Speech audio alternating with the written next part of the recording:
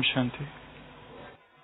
गुजराती साहित्य के और गुजराती व्याकरण के एक महान व्यक्ति, जिनको mobile dictionary of Gujarati literature कहा जाता है और जिन्होंने गुजराती का शब्दकोश लिखा, ऐसे एक महान व्यक्ति केका शास्त्री जी, केशवराम काशीराम शास्त्री जी के नाम से उन्हें जाना जाता है। उनके विषय में एक बहुत प्रेरणीय घटना वर्तमान भारत के प्रधानमंत्री नरेंद्र मोदी जी ने अपने एक इंटरव्यू शायद 95-96 में एक घटना का उल्लेख किया था। उन्होंने कहा कि मैं केका शास्त्री जी के साथ 10 दिन तक रहा और मैंने उनको बहुत नजदीक से देखा। -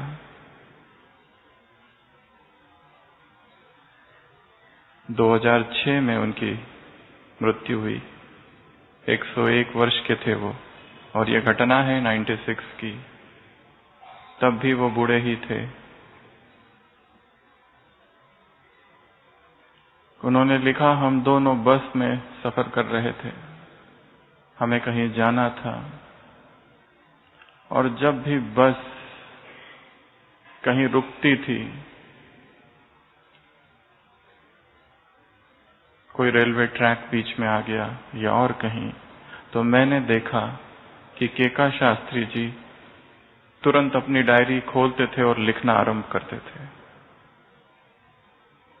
1 मिनट भी वेस्ट नहीं करते थे। हम लोग, मोदी जी लिखते हैं, या उस साक्षात्कार में उन्होंने कहा कि हम लोग यहां वहां देखते थे, इधर उधर टाइम वेस्ट करते थे, परंतु वो तुरंत अपनी डायरी खोलते थे और कुछ न कुछ लिखना चालू कर देते थे। बाद में उन्होंने कहा कि हम एक धर्मशाला में रुके। वो जो धर्मशाला था छोटा सा था, और हम तो अपने साथ अपना बिस्तर, अपनी तकिया, सब कुछ लाए थे, परंतु समय पर कुछ दिख नहीं रहा था। परंतु मैंने ये देखा कि केका शास्त्री जी, प्यार से उन्हें केका शास्त्री कहते हैं, वो उस उम्र में भी शायद 80 के ऊपर ही थे तब, जमीन पर लेट गए और जमीन पर सो गए। उन्हें किसी भी चीज की आवश्यकता नहीं, न बिस्तर की आवश्यकता थी, न तकिए की आवश्यकता थी। और इसलिए मैं उन्हें अपना गुरु मानता हूं। इस घटना का वर्णन उन्होंने कभी किया कि ये एक व्यक्ति अपनी कर्तव्य परायणता से, अपनी कर्तव्य निष्ठा से और समय के सदुपयोग से इतना महान बन गया, पद्मश्री भी उनको दिया गया बाद में। कहने का भाव, महानता की शिखर तक पहुंचने के लिए, शिखर तक पहुंचने के लिए 1 मिनट भी वेस्ट न किया जाए। और जैसी परिस्थितियां हैं, जो कुछ मिला है, उसी में सुखी रहकर, उसी में संतुष्ट रहकर आगे बढ़ना। जब जीवन का लक्ष्य ही है आगे बढ़ना, तो बाहर की कोई भी परिस्थिति हमें रोक नहीं सकती। बाहर के कोई भी अभाव, अप्राप्तियां आत्मा को रोक नहीं सकती। जिसने ठान लिया है, जिसने निश्चय कर लिया है कि आगे बढ़ना ही है, चाहे धरती हो कितनी कठोर, फूल जिसने उगाने की सौगंध ली, वो मगन हो के चलता रहे। इस ब्राह्मण जीवन में एक गहरी अंतर्मुखता की आवश्यकता है, ये देखने के लिए कि जब से ब्राह्मण बने, जब से बाबा के बने, तब से लेकर अब तक मैंने क्या क्या हासिल किया है, क्या क्या पाया है, कौन सी पूंजी मेरे पास है, और मैं अब क्या कर रहा हूं, क्या समय के प्रति जागृत हूं या सोया हूं। अंदर से चेतना कितनी स्मृति में है, या फिर दुखों से लड़ते लड़ते, या फिर पुरुषार्थ करते करते, या फिर हिसाब किताब चुक करते करते आत्मा इतनी थक गई है कि अभी कुछ भी उसे ठीक नहीं लगता। इस ब्राह्मण जीवन में एक अज्ञात सी उदासी पुरुषार्थ के प्रति, कुछ भी करने की इच्छा नहीं है। बहुत कर लिया जो करना था, कुछ भी नहीं मिला। क्या वो मेरी स्थिति तो नहीं? क्या वो मैं तो नहीं? स्वयं को देखना है। संडे की अव्यक्त वाणी बाबा ने कहा, वो जो संसार में तीर्थ है जहां 3 नदियां मिलती है, उसको क्या कहा जाता है? अलाहाबाद। और ये क्या है? अल्लाह का आबाद किया हुआ स्थान। तो हम अभी अल्लाह के आबाद किए हुए स्थान पर बैठे हैं, और जो अल्लाह का आबाद किया हुआ स्थान है, यहाँ के प्रकंपन, यहाँ की किरणें, यहाँ का वायुमंडल, वातावरण, इसमें एक अलौकिक शक्ति है। ऐसे शक्तिशाली वायुमंडल में जो संकल्प किया जाए वो पूर्ण न हो, ये हो नहीं सकता। इसीलिए शक्तिशाली संकल्प करने हैं, पावरफुल संकल्प करने हैं। जो मन की दुर्बलता है, मन में जो वासना का प्रभाव है, उस प्रभाव से चेतना मुक्त हो जाए, उसमें उद्यम, उसमें संयम, उसमें स्थिरता, उसमें पुरुषार्थ फिर से जागृत हो जाए, फिर से आत्मा उठ जाए। क्योंकि हम शायद सो रहे हैं, संसार के लोग अज्ञान की नींद में सो रहे, और ब्राह्मण विस्मृति की निद्रा में। सुबह की साकार मुरली मौत सामने खड़ा है, सुबह की साकार मुरली ये गीता एपिसोड चल रहा है, सुबह की साकार मुरली यदा यदा ही धर्मस्य, वो आया है। दुखों से दूर करना है स्वयं को, तो उसकी आंखों में आंखें डालो, देखो उसको। शायद पुरुषार्थ करते करते कहीं हम थक न गए हो और सो गए, और आधार के लिए एक तकिया ले ली। इस तकिया का वर्णन बहुत सारी मुरलियों में 95, 92 कभी वरदान में आया है। आलस, अलबेलेपन की तकिया, बाबा ने कहा दंडलप की तकिया। कहीं मैं इस तकिए को लेकर सो तो नहीं रहा हूं। खुद को खुद ही जगाना है। दूसरा कोई आए और मुझे जगाए, ये समय समाप्त हुआ। खुद ही को जगाना है, खुद ही को जागृत करना है। तो ये जो दंडलप का तकिया है, इस ब्राह्मण जीवन में कहीं ना कहीं हर एक इसको लेकर पकड़ा हुआ है, सो रहा है इसके ऊपर। तो आज की इस क्लास में हम इसी तकिए की चर्चा करेंगे। ऐसे वो कौन सी बातें हैं जो कि हमारे लिए दंडलप का तकिया बन गई है। और जैसे कि बाबा ने ही कई सारी मुरलियों में कहा है, सबसे पहली बात है आलस और अलबेलेपन का ये तकिया। आलस किसे कहा जाएगा? अपने कर्तव्य की विस्मृति ही आलस्य है। कभी मधुबन निवासियों से बाबा ने मुलाकात की थी और बाबा ने कहा था, तुम मधुबन निवासियों को अपने अधिकार अधिक याद है, कर्तव्य कम। हमारे कर्तव्य क्या है?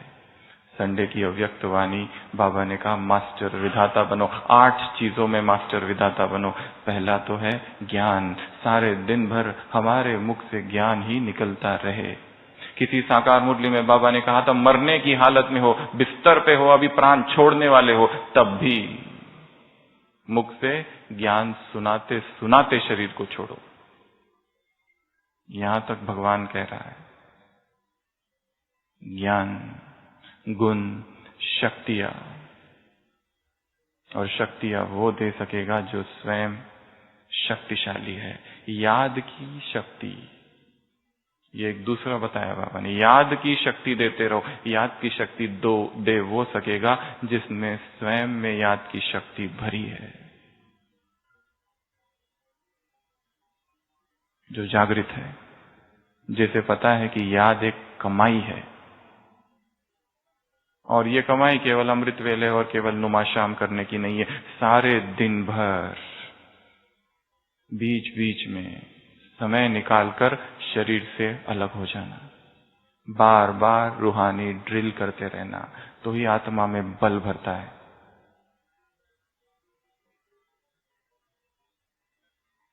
उमंग उत्साह, रूहानी दृष्टि और रूहानी प्यार कितना दिया। 2-3 दिन पहले वरदान था, यदि कोई आत्मा कोयले जैसी भी काली हो, परंतु तुम यदि उसको दृष्टि दो तो उसका कालापन कम हो जाए। इस दृष्टि को कितना प्योर बनाया है। कुछ दिन पहले मुरलियों में था, अंग अंग क्रिमिनल है, सबसे ज्यादा क्रिमिनल ये आंख है। इन आंखों को ही शुद्ध करना है, इन आंखों को ही पावन करना है। पवित्रता की यूपी ग्रुप से बाबा ने कहा था, पावनता की अंजलि दो, पावनता के तुम भंडार हो।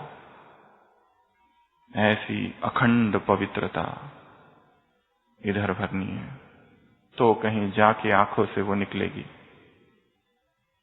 श्रेष्ठ संग देना है, सहयोग देना है। ये 8 बातें बाबा ने कहा था। दिन भर तुमको मास्टर विधाता बनना है, ज्ञान के विधाता, योग के विधाता, शक्ति के विधाता, गुणों के विधाता। सारे दिन भर देते रहो। अपने आप को देखना है, मैंने आज क्या क्या दिया। और ज्ञान केवल मुख से ही देने की वस्तु नहीं है। अव्यक्त वाणी है किसी में, बाबा ने कहा था 4 दिसंबर 1995, मार्क इससे नहीं मिलेंगे कि किसने कितने भाषण दिए, मार्क इससे नहीं मिलेंगे कि किसने कितने सेंटर खोले। उदाहरण दिया बाबा ने, किसी के 30 सेंटर है, उसमें से 15 हिल रहे और 15 ठीक। तो केवल नाम जमा किया, कमाई नहीं की। फाइनल मार्क्स मिलने का साधन है अव्यक्त महावाक्य इन्वर्टेड कॉमा। आत्माओं को योग्य कितना बनाया और स्वयं को शक्तिशाली कितना बनाया, इस पर फाइनल मार्क्स मिलेंगे। स्वयं में पवित्रता की धारणा कितनी रही, ब्रह्मचर्य कितना अखंड रहा। स्थिति जिसकी श्रेष्ठ है वो सबसे आगे है, पवित्रता जिसकी आगे है वो सबसे आगे है।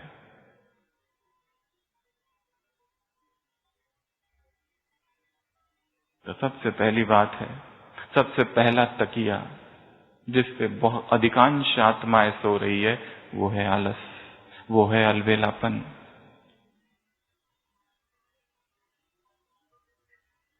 और इसका अर्थ ये नहीं है कि बस बिस्तर पर सो रहे, वो तो बहुत स्थूल हो गया। सूक्ष्म है कर्तव्य की विस्मृति, सूक्ष्म है हम क्या करने आए थे और कर क्या रहे हैं।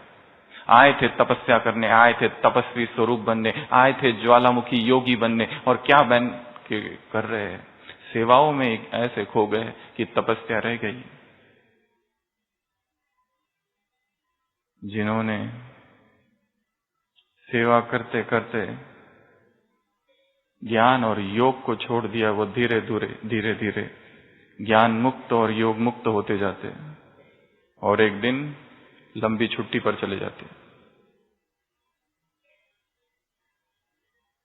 इस आलस से स्वयं को बाहर निकालना है। जागृति लानी है स्वयं में, मुझे करना क्या है और मैं क्या कर रहा हूं। उठाना है स्वयं को। इस ब्राह्मण जीवन का लक्ष्य क्या है? इतना ऊंचा लक्ष्य, clear goal, high goal. English में कहते हैं not failure but low aim is crime. छोटा लक्ष्य रखना अपराध है, बड़ा लक्ष्य रखना है, बहुत ऊंचा लक्ष्य रखना है। एक ऐसा व्यक्ति बनना है कि जिसमें व्यर्थ जरा भी नहीं हो, जिसमें निगेटिव जरा भी नहीं है। ये लक्ष्य है। और हमारे रहे हुए कर्तव्य, आप सबको एक काम दे रहे, ऐसे 10 बातें लिखनी है जो ब्राह्मणों के रहे हुए कर्तव्य है, जो अब तक हमने किया नहीं है। मीडिया बहुत बड़ी सेवा है, परंतु सत्य इतना सस्ता नहीं कि मीडिया पर मिल जाए। सत्य साधना है। प्रचार बहुत है, परंतु हमारा लक्ष्य केवल प्रचार करना नहीं है, योग्य आत्माओं को तैयार करना है।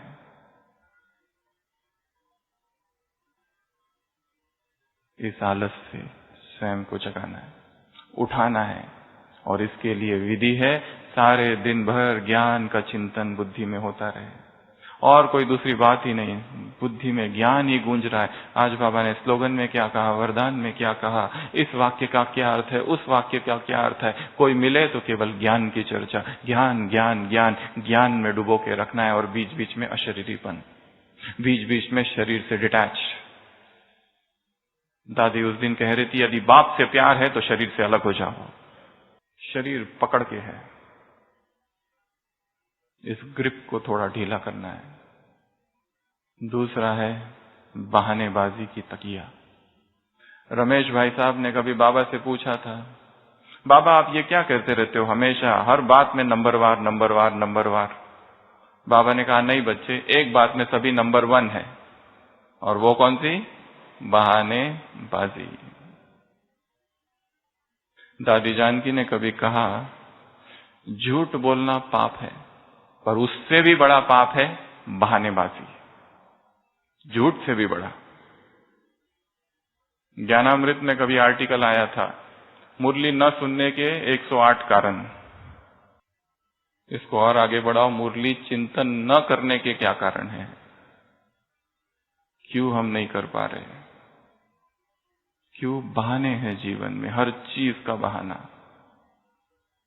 ब्रह्मा बाबा के 33 वर्ष के पुरुषार्थ में एक दिन भी ऐसा नहीं था कि जिसमें अमृत वेला मिस हुआ।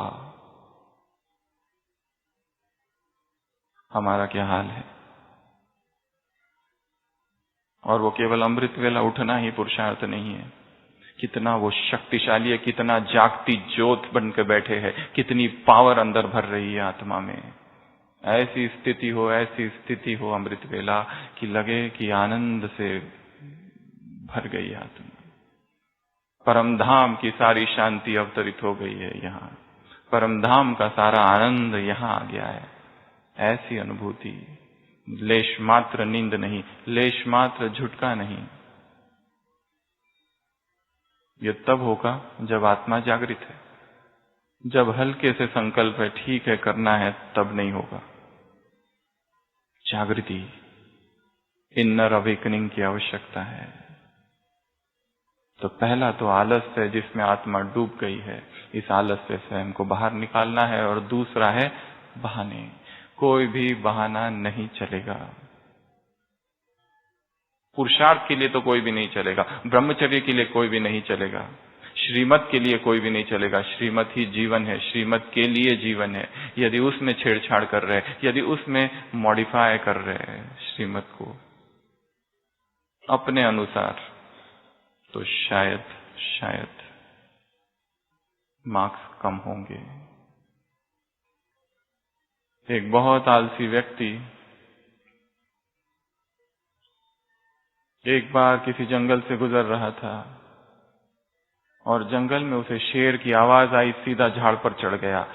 देखा ऊपर से एक लोमड़ी बहुत घायल है, जिसके पैरों पर चोट लगी है, दोनों पैरों पे रेंगते हुए चल रही है। बहुत दया आ गई, सोचने लगा बेचारी का क्या होगा, कौन इसकी देखभाल करेगा।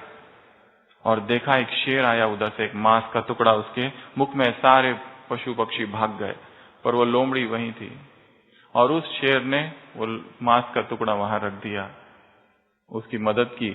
उसे इतना आश्चर्य हुआ, कैसी प्लानिंग है भगवान की, डिवाइन प्लानिंग ऑफ गॉड, कि जिसका कोई भी नहीं है उसको ये रोटी मिल जाती है, खाने को मिल जाता है। तो उसने सोचा मैं क्यों कमाई करूं, तो वो भी वहां से निकलता है और एक जगह जाकर 2 दिन तक बैठा रहता है। अगर भगवान की कृपा हुई, डिवाइन प्लानिंग ऑफ गॉड, तो कोई ना कोई मुझे भी कुछ ना कुछ लाके देगा, और कोई भी कुछ भी नहीं लाता। 2 दिन दुखी होता है, चलने लगता है। एक साधु बैठा रहता है, कहता है ये क्या हुआ, उस लोमड़ी को तो दे दिया भगवान ने, मुझे क्यों नहीं दिया। वो साधु बहुत ही अच्छा उत्तर देता है। वो कहता है तुमने भगवान की जो डिवाइन प्लानिंग है, द मास्टर प्लान है, उसको थोड़ा सा गलत समझा। तुम ये क्यों सोचते हो कि तुम लोमड़ी हो, तुम ये सोचो ना मैं शेर हूं और मुझे किसी को देना है। इस सोच को परिवर्तन करो। हमने बहुत पालना ले ली है। संडे की मुरली, मास्टर विधाता अर्थात हर संकल्प हर सेकंड देने वाला, मास्टर विधाता अर्थात निस्वार्थ, मास्टर विधाता अर्थात संपन्न, मास्टर विधाता अर्थात पालनहार, मास्टर विधाता अर्थात राजवंशी, मास्टर विधाता अर्थात फ्राक दिल, मास्टर विधाता अर्थात एक बाप के अतिरिक्त और किसी से भी लेने वाला नहीं। था ना संडे, मास्टर विधाता। हमने पालना बहुत ले ली, अब देनी है और सारे विश्व को देनी है। एक एक आत्मा दुखी। आज सुबह की साकार मुरली, एक भी आत्मा नहीं है जो दुखी नहीं है। सुबह की मुरली सुनी ना सबने, एक भी आत्मा नहीं है जो सुखी है, सब दुखी है संसार में। दुखों का सैलाब है संसार में, और यदि हम भी दुखी है तो फिर उनके दुख कौन दूर करेगा। हम पालनहार है, हमें शक्तिशाली बनना है, पावरफुल बनना है, मांगने वाले नहीं है हम। बाबा ने कहा ये रास्ता ही गलत है कि मुझे कुछ दो, सम्मान दो, रिस्पेक्ट दो, प्रशंसा दो, केयर दो, अटेंशन दो, स्तुति दो, रिकॉग्निशन दो, एक्नॉलेजमेंट दो। हमने इतनी सेवा की, हमारा नाम हो। सेवा की अपने आप जमा हो गया है, किसी के नाम की आवश्यकता नहीं है, किसी कोई हमारा नाम ले इसकी आवश्यकता नहीं। इस संसार से कुछ भी नहीं चाहिए, कुछ भी मांगना अर्थात रॉयल भिखारीपन, कुछ भी नहीं चाहिए। जो चाहिए केवल एक बाबा से लेंगे बस। नरेंद्र मोदी जी ने लिखा अपने गुरु के बारे में कि मैंने देखा उनको संसार से कुछ भी नहीं चाहिए था, जरा भी कामना हुई तो दुख होगा परिणाम में, जरा भी संसार से अपेक्षा रखी तो दुख ही मिलेगा। यहां तक कि इस ब्राह्मण परिवार से भी किसी से कुछ नहीं मांगना है। तो दूसरा है बहानेबाजी, तीसरा है सुख और सुविधाएं। जितनी सुख और सुविधाएं ज्यादा उतनी साधना कम, क्योंकि सुख और सुविधाओं की आदत आत्मा को बहुत ज्यादा है। और ये मार्ग तपस्या का है, ये मार्ग वैराग का है। यहां किसी मुरली में विदेशियों से मुलाकात 95, बाबा ने कहा था विदेशियों को डनलप की तकिया हो तो नींद आएगी, अगर पत्थर हो तो नींद आएगी। अपने बाहों को तकिया करके सोना पड़ेगा एक दिन, उसकी भी आदत हो। बेड पर सोने की आदत है, जमीन पर सोने की आदत कितनी है। 56 प्रकार के भोग खाने की आदत है, सूखी रोटी खाने की आदत कितनी है। आत्मा में भोग के संस्कार है, और तपस्या तब तक नहीं होगी जब तक भोग की वृत्ति आत्मा से उखाड़कर फेंक ना दी जाए। तपस्या, सुख और सुविधा है तो बहुत अच्छा, परंतु नहीं है तो भी अच्छा। फैन चल रहा है तो ठीक, बंद हो जाए तो भी ठीक। प्रकृति जीत भी तो बनना है।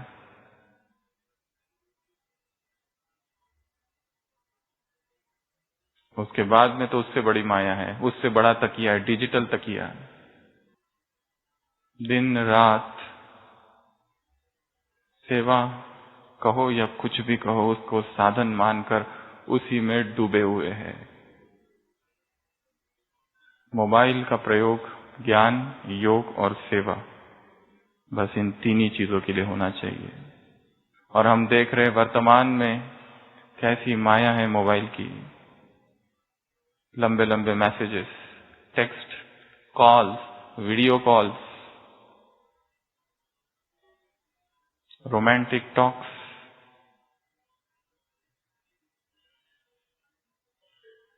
क्या क्या चल रहा है उसमें, और किसमें? ब्राह्मणों के बीच में। एक ब्राह्मण दूसरे ब्राह्मण को अपना सहारा बनाना चाहता है, सुख दुख का, हिसाब किताब का, जो हो नहीं सकता।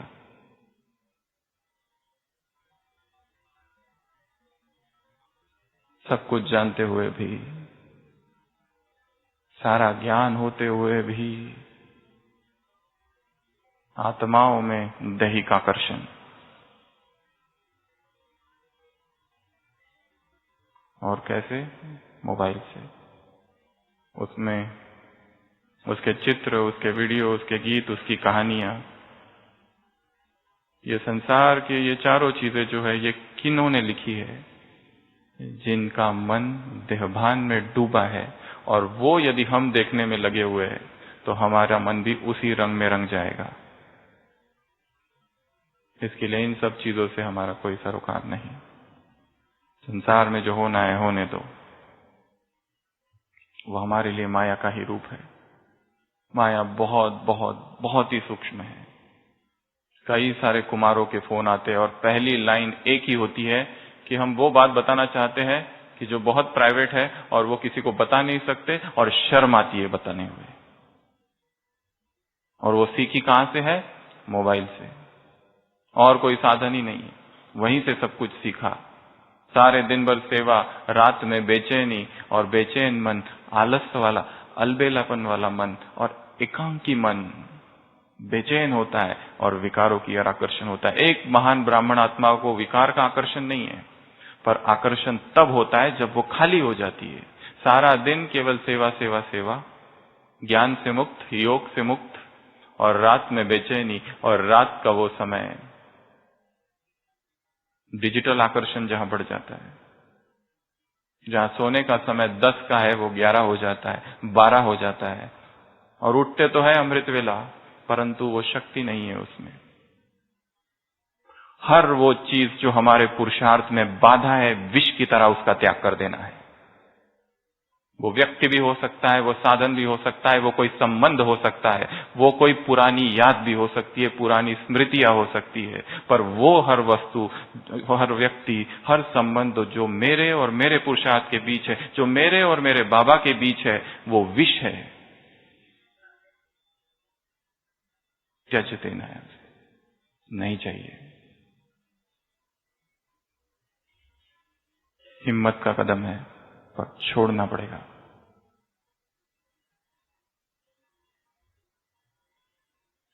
जो भी डिजिटल, किसी ने बहुत अच्छा लिखा है, जब भी ऑनलाइन जाओ एक लक्ष्य से ही जाओ, वो लक्ष्य पूरा होते ही वापस आ जाओ। कोई क्लास सुननी है, गए, क्लास सुना और वापस। और दूसरी एक माया है शेयरिंग की माया। भेजते रहते हैं, भेजते रहते हैं, भेजते रहते हैं, भेजते रहते हैं, भेजते रहते हैं, कुछ ना कुछ भेजते रहते हैं एक दूसरे को, जिसकी आवश्यकता नहीं है। क्योंकि ये सारी चीजें हमें बाह्यमुखी बनाती है। यदि हमने ये लक्ष्य रखा कि सुबह 8 बजे से लेकर रात को 8 बजे तक हर 1 घंटे में 2 बार ड्रिल करनी है, तो ये सब करने की इच्छा ही नहीं होगी। ना कोई टीवी देखना है, ना कोई मोबाइल में टाइम वेस्ट करना है, ना किसी को कॉल करना है, ना लंबी बात करनी है, ना किसी को टेक्स्ट करना है, ना किसी को कुछ और करना है। क्योंकि बुद्धि बिजी है, हर घंटे में 2 बार ड्रिल करनी है। हमने मन को टारगेट दे दिया। और सबसे बड़ा शस्त्र यही है, ड्रिल। बीच बीच में, दिन भर में 1 सेकंड में शरीर से निकलकर परमधाम, फिर नीचे, फिर ऊपर, फिर नीचे, करते रहना है। आलस, अलबेलापन, बहानेबाजी, सुख सुविधाएं। चौथा बताया डिजिटल तकिया, जिसको लेकर सोए है। 5वां है इकोनॉमी लेसनेस, बाबा ने कहा है इकोनॉमी रखनी है हर चीज की, परंतु हम देखते हैं मधुबन में पार्टियां आती है, इतना सारा भोजन ले लिया थाली में, आधा छोड़ दिया, चाय पूरा फुल ले लिया, आधा पिया आधा रख दिया, कमरे में आते हैं चाबी साथ में ले चले जाते समय, यहां आए थे पुण्य कमाने, साथ में पाप ले गए, पेट्रोल की बचत, डीजल की बचत, लाइट की बचत, पानी की बचत,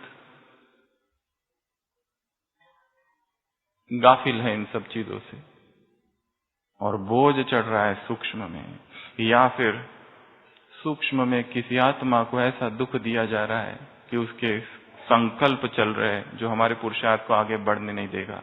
इस ज्ञान मार्ग में यदि हमें आगे बढ़ना है तो इस सारे ब्राह्मण परिवार की दुआएं चाहिए। एक भी आत्मा इस ब्राह्मण परिवार के में हमसे दुखी है तो हम आगे नहीं बढ़ पाएंगे, बोझ है हम पर। अव्यक्त मुरली 18 फरवरी 1988। ये ब्रह्मा भोजन दुख भंजक भोजन है, इसका एक एक कणा मोहर है, इसमें दुआ भी है दवा भी है। यदि इस अन्न का एक दाना भी हमसे वेस्ट होता है, और वो भी भगवान के घर में वेस्ट होता है, अल्लाह के आबाद किए हुए स्थान पर वेस्ट होता है, बोझ है। फल ले लिए बहुत सारे और सारे फल सड़ गए, सोचा कि हम बाद में खाएंगे, अच्छा होता सबको बांट दिए होते और दे दिए होते, बोझ है। हर चीज का सूक्ष्म, बाबा ने कहा था कभी किसी मुरली में, तुम केवल ये देखते हो तुम्हारा कितना जमा हुआ है, तुम ये नहीं देख पाते तुम्हारा कट कितना हो रहा है। तुम्हारा जितना तुम समझते हो बाप के खाते में जमा है उतना नहीं है, बहुत कम है। हर स्टूडेंट एग्जाम लिख के आकर कहता है मेरा पेपर बहुत अच्छा गया, बहुत अच्छे मार्क्स मिलना चाहिए, रिजल्ट आता है तो देखता है इतने कम, क्योंकि उसने केवल पॉजिटिव ही देखा, बहुत सारी चीजें तो देखी ही नहीं। दिन भर में जो हो रही है, कितने मार्क्स वेस्ट हो रहे, कितने परचिंतन कर लिया, परदर्शन कर लिया, क्या कुछ कर लिया। और हमें याद है तो शक्तिशाली अमृत वेला बस, जिसमें मार्क्स बहुत अच्छे मिले थे, पर दिन में सारे मार्क्स कट। किसी अव्यक्त वाणी में बाबा ने कहा है बहुत सेवाएं की और उसका बहुत वर्णन कर दिया, सारे मार्क्स कट। इकोनॉमी, कुछ भी वेस्ट ना हो, या फिर मुझ में मेरे ऊपर कोई खर्चा ना हो। और सबसे बड़ा खर्चा तब होता है जब कोई बीमार पड़ता है, और यदि हम अपनी गलती से बार बार बीमार पड़ रहे हैं तो बाबा ने कहा वो ज्ञानी योगी नहीं है। इस देह को भी स्वस्थ रखना हमारी रिस्पॉन्सिबिलिटी है। और जो आलस अलबेलापन वाला होगा उसकी टंग बहुत एक्टिव रहती है, कभी पेट ही नहीं भरता है, हर दिन नया नया चाहिए। ऐसा कौन सा पकवान है जो हमने नहीं खाया, बस उसी की फिराक में है, क्योंकि रस यहां है।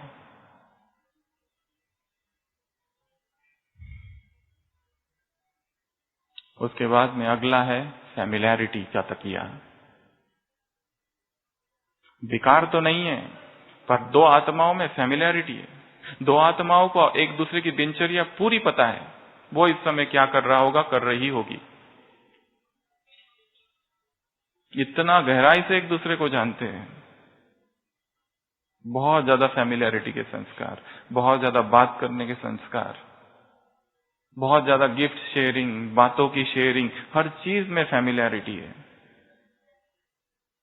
और योग तो वही आत्मा लगा सकती है जो संसार से डिटैच है, कोई लेना देना नहीं है किसी से, सबके बीच में है, सबके साथ है, परंतु डिटैच।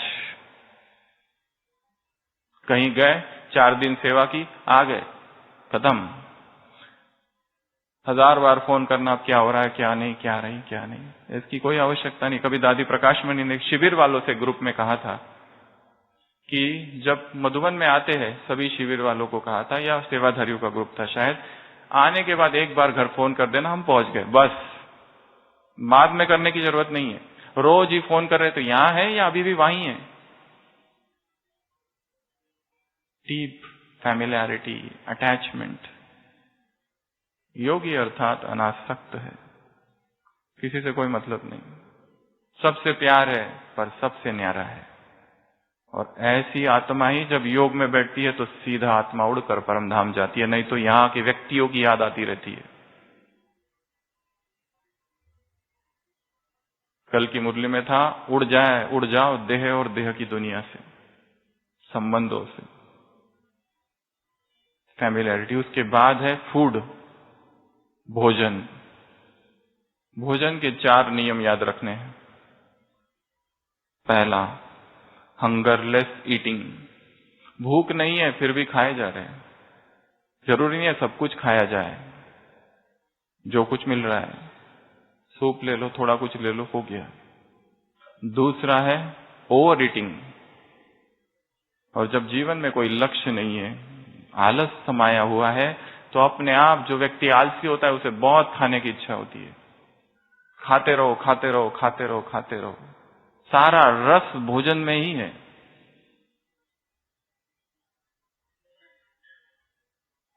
जबान गुलाम है, गुलाम।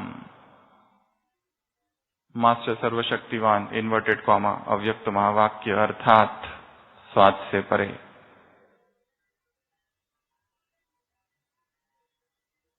हमारा बहुत ऊंचा लक्ष्य है, भोजन का बहुत महत्व है माना, पर वही एकमात्र लक्ष्य नहीं है,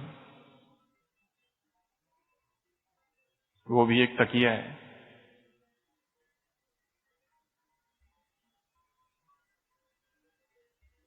दूसरा नियम है भोजन का ओवर ईटिंग। तीसरा नियम है भोजन करते करते मन की स्थिति, प्रसन्नता से, कंप्लेंट से, दुख में खा रहे या फास्ट फास्ट खा रहे। और चौथा है टाइप ऑफ फूड। 2 प्रकार के भोजन नहीं करने हैं। एक तो वो भोजन जो उत्तेजना उत्पन्न करे, इंद्रिय जिससे चलायमान हो, और दूसरा जो आलस, प्रमाद और निद्रा को लाए। और हमने ये देखा है व्यक्तिगत अनुभव से कि योगी अपने योग में आगे बढ़ता है, भोजन अपने आप सूक्ष्म होते जाता है, और उसी सूक्ष्म ऊर्जा से उसमें अदम्य शक्ति होती है।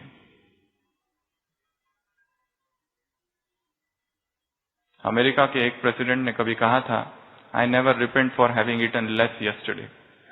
कल मैंने कम खाना खाया, इसके लिए मुझे कोई पश्चाताप कभी नहीं है।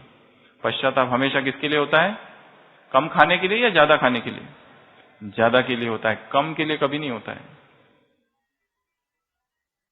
तो भोजन पर नियंत्रण, संयम, ये योगी का लक्षण है। बहुत कुछ मिल रहा है अर्थात सभी खाऊं। किसी ने जगदीश भाई जी से पूछा था कभी, भाई साहब यहां इतना कुछ है, क्या क्या खाया और क्या नहीं? भाई साहब ने कहा था, तुमको किसने कहा खाने के लिए? तुमको जो चाहिए उतना लो एंड आउट। भोजन। उसके बाद है फैशन। ब्राह्मणों में भी फैशन, व्हाइट में भी फैशन, और फैशन की दुनिया में डूबे हैं। नए नए गॉगल, नए नए घड़ी, शूज, ड्रेस। भगवान को जीवन दे दिया है रंगीन से, अभी तक आकर्षण है, वो खींचता है, वो भी एक माया ही है। उसके बाद है झरमोई झगमोई, गॉसिप्स। इधर क्या चल रहा है, उधर क्या चल रहा है, इसने क्या किया, उसने क्या किया। ये सब बाह्य मुक्ता है जो आत्मा की शक्ति कम कर देती है। हमें क्या करना है, कौन क्या कर रहा है, सारा ध्यान अपने ऊपर करना है। The other is hello. एक फिलोसोफर ने कहा है, दूसरे का चिंतन बंद करो। द अदर इज हेल, नरक है। सारा ध्यान स्वयं की ओर आकर्षित करो। और लास्ट है 10वां, हिच हाइकिंग। हिच हाइकिंग ये एक शब्द है, जब कोई गाड़ी जा रही होती है, हमारे पास कुछ वाहन नहीं तो उसे हम रोकते हैं कि हमें लिफ्ट दे दो। ये ढूंढने में है कि कौन कहां जा रहा है और किसके साथ मैं घूमने जाऊं। साइट सीइंग, ये देखूं, वो देखूं, यहां जाऊं, वहां जाऊं, अब ये हो गया, वो देखना बाकी है। सारी बुद्धि भटकने में, घूमने में। ये भी एक तकिया ही है जिसमें चेतना सो रही है। ये देख लूं, वो देख लूं, ये कर लूं, वो कर लूं, यहां जाऊं, वहां जाऊं। और वहां जाने के बाद भी ये लक्ष्य नहीं है कि योग। कोई एक भाई बता रहा था, एक 3-4 ग्रुप एक रिट्रीट सेंटर पर गए भट्टी करने के लिए। 3 दिन की भट्टी। पहले दिन बाबा के कमरे में गए, योग किया। दूसरे दिन से साइट सीइंग चालू की। 2 दिन गए थे भट्टी करने, और लास्ट के दिन बाबा के कमरे में बैठ के आ गए और सेवा केंद्र पर अनुभव सुनाया, बहुत पावरफुल योग भट्टी करके आए। सारा ध्यान था घूमने फिरने में। तो ये 10 बातें हैं, इन सभी से स्वयं को जगाना है। ये समय है तपस्या का, ये समय है कर्तव्य का, ये समय है जागरण का।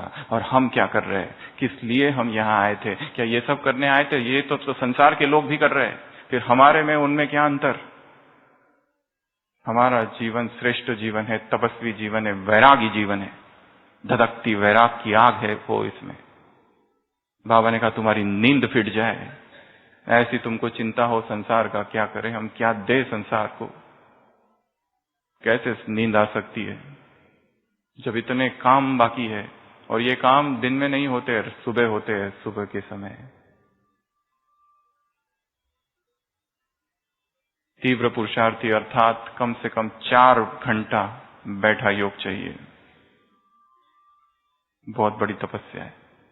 इतनी व्यस्त दिनचर्या में कोई ये नहीं कह सकता मैं बहुत बिजी हूं। बिजी तो सब है यहाँ पर, कौन है जो बिजी नहीं है? सब बिजी है, सब व्यस्त है, सबके पास सेवाओं के अंबार लगे हैं, परंतु सब कुछ करते हुए भी टाइम को चुराना है। 1 मिनट भी इधर से उधर वेस्ट नहीं। यहां बैठे हैं, यहां से भोजन के लिए जा रहे, चिंतन करते जाना है क्या सुना, भोजन कर रहे चिंतन करना है मुरली में क्या था, भोजन पूरा हुआ, कहीं पर बैठने जाना है गप्पे हाँकते हुए। दादी जान की कहती थी सुनहरी टोली, 3-4 लोग मिलके इधर उधर की चर्चा करनी है तो केवल ज्ञान की चर्चा, स्वयं को योग में डुबोना है।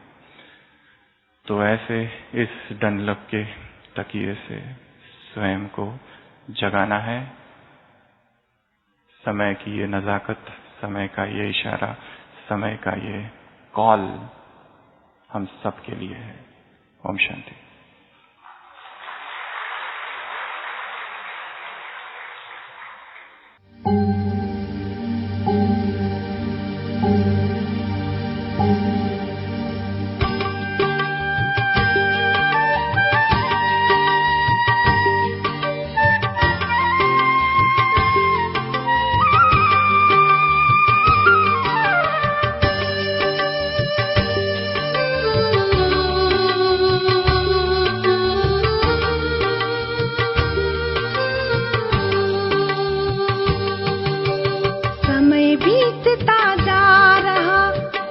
नगाड़ा सुना रहा, करना है जो कर लो भाई, भगवान चेतावनी सुना रहा, समय बीतता जा रहा।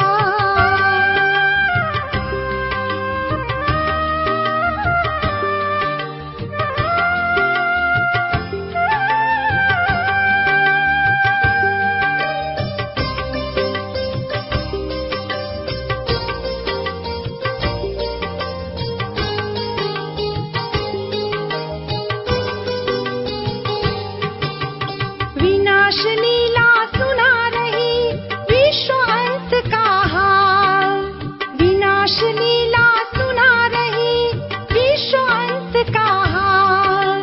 शंकर जी का तीसरा नेत्र खुलने को तैयार, शिव बाबा शिव शक्तियों से स्वर्ग का द्वार खुला रहा, करना है जो कर लो भाई, भगवान चेतावनी सुना रहा, समय बीतता जा रहा।